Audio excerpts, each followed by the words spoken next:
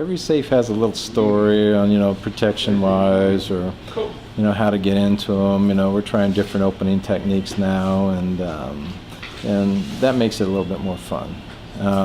Sometimes I wish I had more time to play with it versus having to do it for work. So there are times where I get called out on drug busts and such, and we'll open the safe, and the minute the door cracks, I walk away and let them do their thing. A lot of times they'll share information, say, hey, there was this in it or that in it, but a lot of times we get called for people whose a relative has died, and so they're in here from out of town. They don't have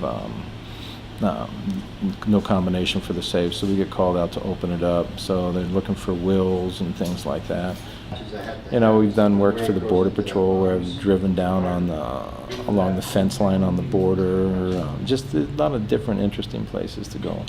So places where people don't get to go into. So this definitely is not the profession if you have no patience, because there are things that can go wrong.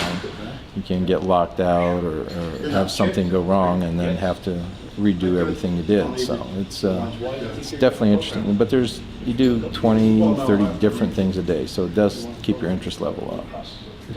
Got one time I had to go down and open up some cases on the Ringling Brothers, Barnum and Bailey train because somebody couldn't find the keys, and the show must go on. So, but that was a lot of fun. So there's a lot of interesting people you meet along the way. So it's probably one of the oldest, most honest professions around. I mean, because one of the neatest things that ever happened to me is I was working on somebody's house, and this was years ago, and they had to leave, and I wasn't quite finished yet, and they said, well, just give us this key and lock up when you're done. I go, well, you guys are leaving. And they go, Bruce, if we can't trust you, who else can we trust?